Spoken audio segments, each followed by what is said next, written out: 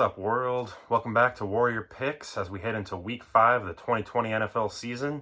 It's hard to believe we're already more than a quarter way through the season. I know things got a little sketch over the last week or so with some COVID outbreaks. Really only been one true outbreak in the team among the Titans, so we'll see what happens there. But yeah, Gilmore earlier this week come down with it, and I heard a Jets player may be positive too, so waiting back to hear if that's going to be a false positive or not. So a lot of things kind of in flux right now, but just got to keep hoping, praying for the best, just praying that teams and players can recover, be healthy, and stay healthy, and just got to stay positive through this and just enjoy football while we have it. And I think things will be fine. We kind of expected some stuff like this to happen, so I don't think there's any need to panic yet. I think just try to stay positive and let's enjoy football while we have it right now. So as you saw in my intro video, I went 4-1 last week, while Marcus, and I included Marcus's picks in my intro video as well, and you saw he went 2-3, so I pulled ahead of him. So I'm now 15-5 overall, while he is sitting at 13-7. I have to try and get Marcus on here sometime, maybe in video or on call or something. I'll still have to figure that out. But sorry, bud. Had to pull ahead of you though, so maybe you can bounce back this weekend. We'll see. But yeah, so without further ado, we'll get into week 5 of my picks. So we'll start off with the lock of the week. We're going to take it out to the Pittsburgh Steelers and Philadelphia Eagles game. So the Steelers had an unexpected bye week last week, so it kind of threw their schedule into flux there. But they're obviously going to be rested. At the same time, though, kind of might throw off some rhythm. I know Roethlisberger said they felt like they got the short end of the stick there because kind of felt like their offense starting to get in rhythm, which it seemed like it was. So we'll see if they can pick that rhythm back up after the week off. So I think they might be a bit rusty at first, but with their offense, I feel like their offense is more of a pop-off offense where they might have a quarter or two where they're not really doing much, but then in like the blink of an eye like that, they can score 14, 21 points. So I think that's something that's going to happen this week against the Eagles. The Eagles are improving. I saw some improvements last week. I think the defense is improving. That offense still just has so many questions, and Wentz is just not doing that great. And he had a nice throw last week against the Niners for a touchdown, but still just overall that offensive line just can't protect him. And for me, that's just a total mismatch with the Steelers defense, because the Steelers defensive line is just nasty and gets after people. So Wentz is in for a lot of pain this week, and we'll see if he can make it through the game. But I think the Steelers could end up notching 6-7 sacks, maybe get up there in the sack totals, maybe push for the record. I think it's going to be ugly for the Eagles in that regard. So, and then Ben Roethlisberger, as much as I don't like the guy for obvious reasons, he right now would be the pick for comeback player of the year. He's been doing pretty well, so we'll see if he can keep it going. So yeah, for my lock of the week, got the Pittsburgh Steelers over the Philadelphia Eagles 32-14. On to the upset this week. This one was a bit tricky for me to pick. There were a couple games this week. I think this weekend could be one of those weekends where we see multiple upsets. I got a feeling about that. So I went ahead and going to the Bengals and Ravens game. So I'm a Joe Burrow believer. I like Burrow. I liked him when he was at LSU last year. I think he's a pretty good quarterback, and I do think he's a real deal. I think he's going to be Rookie of the Year this year, and I think he's going to do some good things for the Bengals in the coming years. Cincinnati has quite a few weapons on that offense. They've got Joe Mixon, who might be somewhat overrated. I mean, he can have games like last week where he pops off, and then he has games where he doesn't do much. So we just got to find that consistency. But he's still a good weapon on that offense. Then you got Tyler Boyd, T. Higgins, and still got A.J. Green out there too. So he's got some good receivers to throw to. Then he also has Drew Sample. Shout out to the Huskies, go Dogs. Drew Sample at tight end has been kind of emerging as a weapon for him as well. So Burrow's got his core there. Got a good set of playmakers around him. So I think he'll keep rolling, keep putting up some good numbers. I do have concern on Baltimore's side about Lamar Jackson's knee.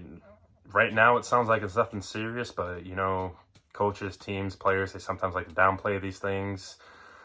I think there might be something there that they're not telling us, so we'll see this weekend if Lamar can still run, because if there's something up with his knee, that's going to really impact his running ability, which really is what his game revolves around. So because he's not a pocket passer. So if he can't run, maneuver around, break off those runs, it's not going to be much Lamar and the offense can do.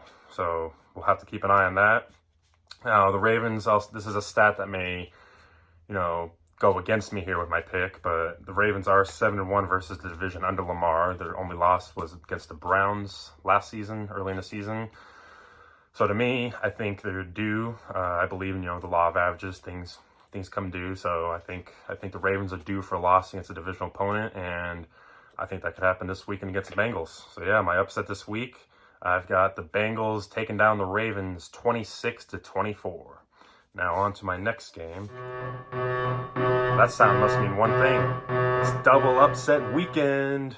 That's right. Not one, but two upsets this weekend. As I mentioned, I think this week can be one of those weeks that just has multiple upsets in the slate of games this weekend. So let's take it to upset number 2. Rolling out to the Dolphins 49ers game. Now, I know before I get into this, I know some people might say, oh, you're a Seahawks fan, so of course you're going to keep picking against the Niners. Well, sorry, but just your team has many questions right now, Niner fans, and a lot of injuries still. They are getting healthier, yes. Jimmy Garoppolo might be playing in this game, yes, but even still, I don't think it's going to be 100% Jimmy Garoppolo, and I don't think Jimmy Garoppolo is even that great at 100%, so we'll have to see what happens. Dolphins, I believe, are better than their record shows. They've got a solid offense and a solid defense. I think they're going to keep improving throughout the year.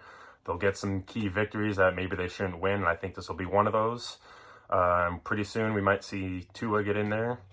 But right now, Ryan Fitzpatrick's been doing a solid job out there. Of course, he throws his interceptions, but he also gets his yards and his touchdowns, and he's also sneaky as a runner too. He's got some wheels for the old man.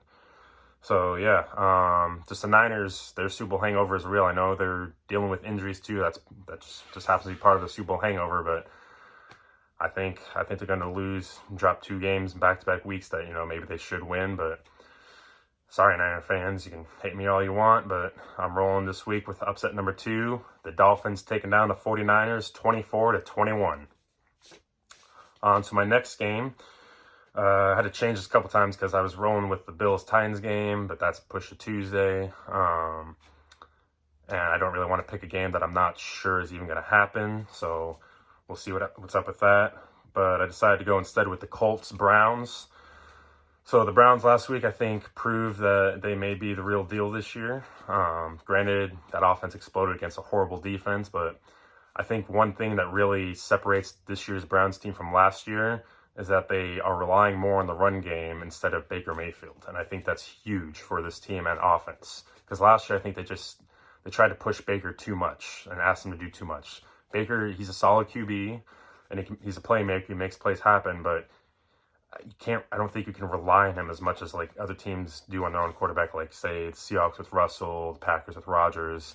The Browns, they need to mold Baker more, and not necessarily a game manager, but mold him more into kind of that form of a quarterback where he's not making mistakes, he's not like pushing to make things happen. Just let the game run through the ground game, and Baker can make things happen off that. But to say that losing Nick Chubb is going to hurt. They do have Kareem Hunt still, but they're definitely going to feel the loss of Nick Chubb because he's one of the best backs in the league, in my opinion.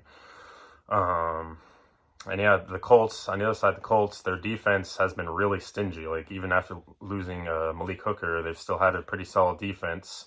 I saw a stat, the last 3 games, they've held opponents to under 12 points. So that's pretty solid right there. So I think the Colts will keep that up. I don't think they'll hold the Browns under 12 points, but I think they'll keep rolling with that stingy D, and that's what they've really been relying on right now to get them to this 3-1 record they're at. Phillip Rivers has played decent. He's been solid. It doesn't really... Their wide receivers concern me. T.Y. Hilton, I feel, has reached a point where we can say he's washed up. He's not who he used to be. And they've suffered some injuries there. So their receivers do concern me. I think Jonathan Taylor is a good back out of the backfield, though. Can catch some passes as well. And they have Naheem Hines out there, too, can play as a receiver as well. And Phillip Rivers loves to dump it off to his running back. So that's been shown some success for him. So yeah, I think the Colts will be able to come out on top in this one over the Browns, 27-19. And finally, last game picking this week, the Seahawks game, of course. Sunday Night Football. Seems like we play the Vikings the last few years. They're always coming here, and it's always on Sunday night or Monday night. So I don't know what's up with that, but I'll take it. I enjoy Sunday Night Football games. So the Seahawks defense, I think, showed signs of improvement last week against the Dolphins. I know that might not be saying much, but they got some takeaways. Shaquille Griffin had his second interception as many weeks. Ryan Neal had his second interception as many weeks, and that's a name to watch. I think Ryan Neal has just emerged out of nowhere to replace Jamal Adams, and he's been doing a great job. And I think even Pete Carroll said he's played himself into a role even when Jamal comes back. So maybe he can take on that role that Marquise Blair had and keep Mumadi there in the slot. So we'll see. The Seahawks may have options now there when Jamal comes back. But the Vikings offense, we've been saying here in Seattle, let Russ cook. Well, the Vikings have been letting Dalvin Cook. And they've been running their offense through him for good reason. I think I see some similarities in the way the Seahawks, at least prior to this year, used to run their offense where, they push the ground game, they let go through Cook, and then they let Kirk Cousins take shots on a deep ball, which for all the talk of Kirk Cousins being overrated, maybe he is, maybe he isn't, but one thing he's good at is the deep ball. I think he's not too far behind. Don't quote me on this, but I think he's not too far behind on Russell when it comes to deep ball accuracy. So that is a concern for the Seahawks defense, especially with Justin Jefferson emerging on the outside for the Vikings. Still have Adam Thielen out there. Got Kyle Rudolph at tight end, so they have plenty of options there for Cousins to push the ball down the field. So hopefully our defenses keep showing signs of improvement, keep locking it down on the passing game, getting better there in that area. Hopefully Quinn Dunbar is healthy for this game. I've seen enough of Trey Flowers. There's no 12s in this game, obviously. It's an empty stadium, but it's still prime time. It's still Sunday night. It might not be Monday night, but it's still prime time, and we know Kirk Cousins doesn't always do that great in primetime games. I know he started to break that mold over the last couple of years where he got that playoff win back in January, but still Kirk Cousins at primetime. I'm still not sold that he's totally gone that monkey off his back, so we'll see this week. So I have the Seahawks taking down the Minnesota Vikings 28-24 on Sunday Night Football. And yeah, so those are my picks this week. So I'll run through it again. I got the Steelers over the Eagles, Bengals over the Ravens, double upset with the Dolphins over the Niners, Colts over the Browns, and Seahawks over the Vikings. So yeah, hopefully we can have another enjoyable week of football. We'll have some Tuesday night football also this week if the Bills-Titans game ends up happening. I know I heard the Titans didn't have any positive tests today, so we'll hope that trend continue. We can possibly have Tuesday night football next week. So yeah, here's to a fun week of football for week 5 and a healthy week as well. And before I go, I just want to give a birthday shout out to my dad. It's my dad's birthday this weekend, so happy birthday, Pops. And yeah, please like the video, share it, subscribe, and as always, go Hawks!